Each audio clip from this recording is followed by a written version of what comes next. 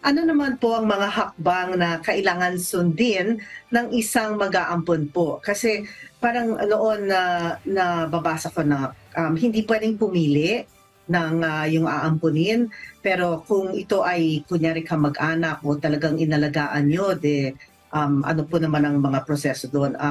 Ano-ano ang mga qualifications at mga kondisyon ng mag-a-adopt po?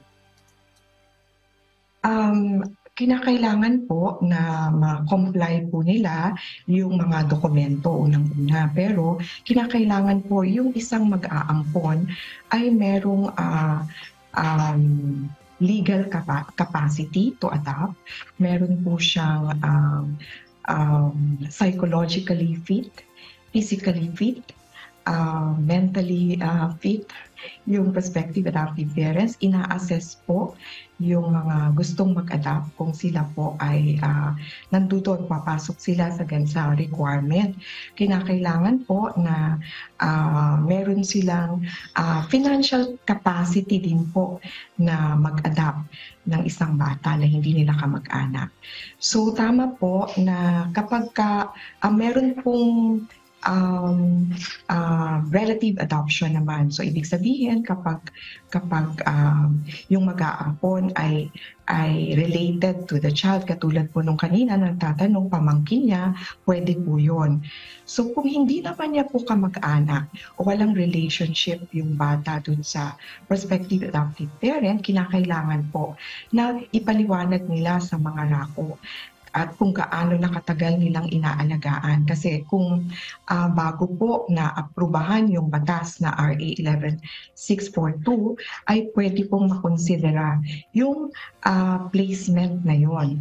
Kasi yun po ay tinatawag namin na independent placement na hindi po naaayon talaga sa batas. Kasi meron pong matching process na kinakailangan mangyari kung saan hinahanapan po ng suitable family yung bata. So hindi yung family ang naghahanap ng gusto niyang iampunin. So sabi ko nga po, kung ito ay nagganap bago na-approve yung batas, maaari pong makonsider with this new law. Pero kung hindi po at ngayon lamang sila maghahanap ng bata na gusto nilang ampunin, ay hindi po siya naaayon sa batas. So hindi po siya dapat gawin ng isang mag-aampon. Meron pong proseso na kinakailangang i-comply yung prospective adoptive parents na naaayon po sa batas. Miss Jackie, with your permission, Miss Jackie, susugan ko lang yung naging tanong mo a while ago.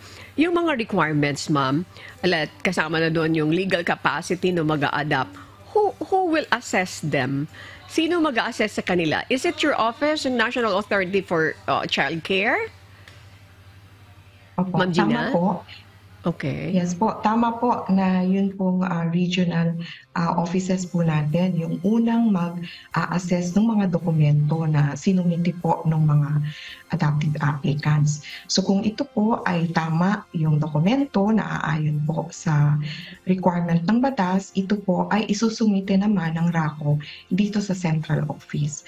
At yung central office po ngayon ang magre-review, another review, kung meron pa silang katanungan dun sa mga dokumentong sinubmit ng RACO, so pwede po nilang balikan yung RACO para i-clarify or mag-submit ng kinakailangang pang dokumento na hindi na-submit, for example, dun sa application. So, Okay. ang final deciding authority po ay ang central office.